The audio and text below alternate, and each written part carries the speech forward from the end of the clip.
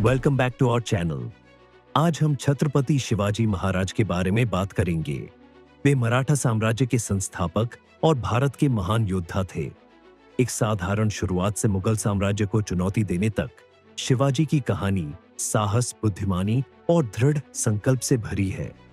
शिवाजी भोसले का जन्म 1630 के आसपास शिवनेरी किले में हुआ था, जो आज के पुणे के पास है। उनके पिता शाहजी भोसले दक्कन की रियासतों में सेनापति थे। उनकी मां जीजाबाई ने उन्हें हिंदू कथाओं से प्रेरित किया और उनमें न्याय और संस्कृति के प्रति प्रेम जगाया।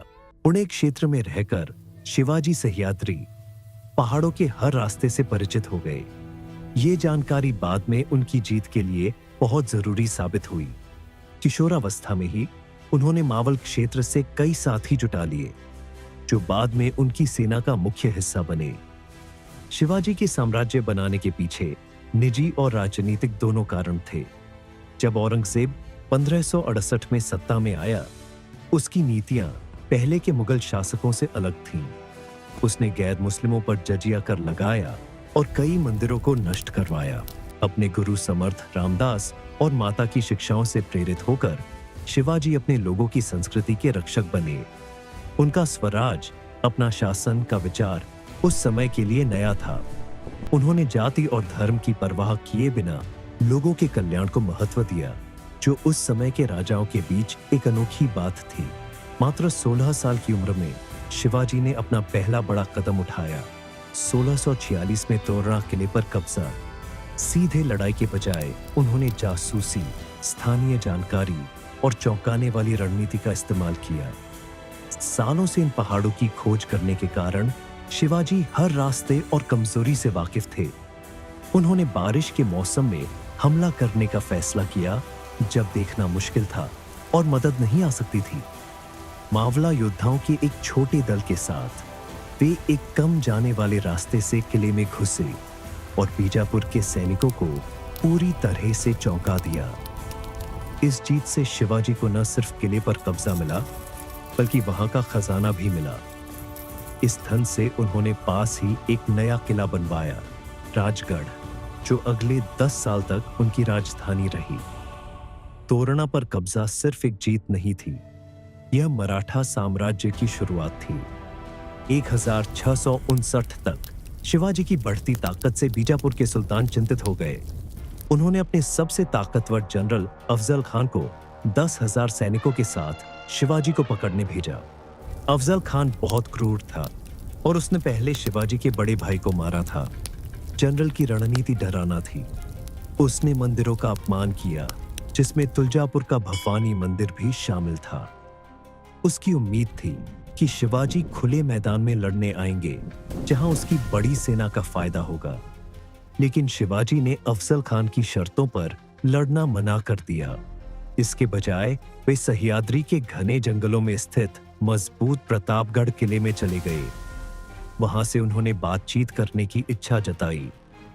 अफजल खान मिलने के लिए राजी हो गया, लेकिन उसका इरादा धोखे से शिवाजी को पकड़ने या मारने का था। दोनों बिना हथियार के सिर्फ एक अंगरक्षक के साथ मिलने पर सहमत हुए, लेकिन शिवाजी तैयार थे।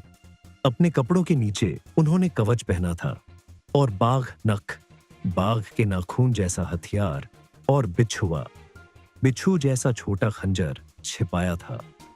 जब वे गले मिले, अफजल खान ने अपनी मजबूत बाहों से शिवाजी को दबोचने की कोशिश की। तुरंत प्रतिक्रिया देते हुए शिवाजी ने बाघ नख से अफजल खान का पेट फाड़ दिया और फिर खंजर से वार किया। जैसे ही घायल जनरल पीछे हटा, शिवाजी के अंगरक्षक ने उसे मार गिराया। यह मराठा सैनिकों के छिपे हमले का संकेत था। शिवाजी की सेना, जो मिलने की जगह के आसपास के जंगलों में छिपी थी, ने अफजल खान की सेना पर अचानक हमला कर दिया। अपने नेता की मौत से सदमे में और अचानक हमले से बौखलाई बीजापुर की सेना भाग खड़ी हुई। ये पूरी जीत थी।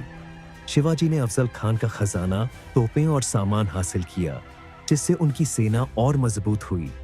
इतने ताकतवर जनरल की हार से पूरे दक्कन में हलचल मच गई और शिवाजी एक शक्तिशाली सेनापति के रूप में जाने गए, जो अपनी बुद्धिमानी और साहस से बड़ी ताकतों को हरा सकते थे। इन शुरुआती जीतों के बाद शिवाजी ने जल्दी से कई और किले जीत लिए, जैसे कोंडाना, बाद में सिन्हगढ़, पुरंदर और राजगढ़। 1660 तक उन्होंने कमजोर होते बीजापुर के आदिल शाही राज्य से काफी इलाका छीन लिया था। शिवाजी की सेना में किए गए नए बदलावों ने उस क्षेत्र में युद्ध का तरीका ही बदल दिया। उन्होंने मावला पैदल सैनिकों की एक अनुशासित टुकड़ी बनाई, जो पहाड़ी इलाकों में लड़ने के विशेषज्ञ थे। तेज हमलों के लिए हल्की घुड़सवार सेना विकसित की। उन्होंने दुश्मन के दरबारों में जासूसों का एक बड़ा नेटवर्क स्थापित किया। छापामार युद्ध में महारत हासिल की, जिससे उनकी छोटी सेना बड़ी सेनाओं को हरा सकती थी।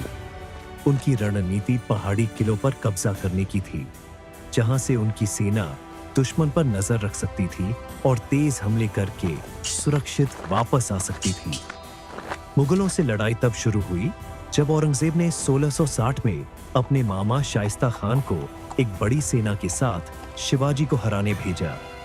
शाइस्ता खान ने पुणे पर कब्जा कर लिया और लाल महल में रहने लगा, जो मजेदार बात है क्योंकि यह शिवाजी का बचपन का घर था। अप्रैल 1663 में कुछ ही लोगों के साथ शिवाजी एक शादी की बारात के बहाने सुरक्षित महल में घुस गए। रात के अंधेरे में वे शाइस्ता खान के कमरे में पहुंच गए। हुई हलचल में शाइस्ता खान को खिड़की से भागते हुए 3 उंगलियां गंवानी पड़ीं और शिवाजी रात में गायब हो गए। इस साहसी हमले ने मुगलों को शर्मिंदा किया। कुछ ही महीनों बाद शिवाजी ने सूरत पर हमला किया, जो मुगल साम्राज्य का सबसे अमीर बंदरगाह शहर था, और 6 दिनों तक उसे लूटा। गुस्से में औरंगजेब ने अपने सबसे बड़े जनरल मिर्जा राजा जय सिंह को और भी बड़ी सेना के साथ भेजा। आखिरकार लगातार हमलों के कारण शिवाजी को साल 1665 में पुरंदर की संधि करनी पड़ी, जिसमें उन्हें 23 किले देने पड़े। 1666 में शिवाजी को सम्राट औरंगजेब ने आगरा बुलाया, यह कहकर कि उन्हें मुगल कमांडर के रूप में सम्मानित किया जाएगा। असल में यह एक जाल था और शिवाजी को पहुंचते ही नजरबंद कर दिया गया। अपनी चतुराई दिखाते हुए शिवाजी ने बीमार होने का नाटक किया और धार्मिक दान के रूप में मिठाई की बड़ी टोकरियां बाहर भेजना शुरू कर दी। जब पहरेदार इन टोकरियों के आदी हो गए तो शिवाजी और उनके बेटे संभाजी उनमें छिपकर निकल गए।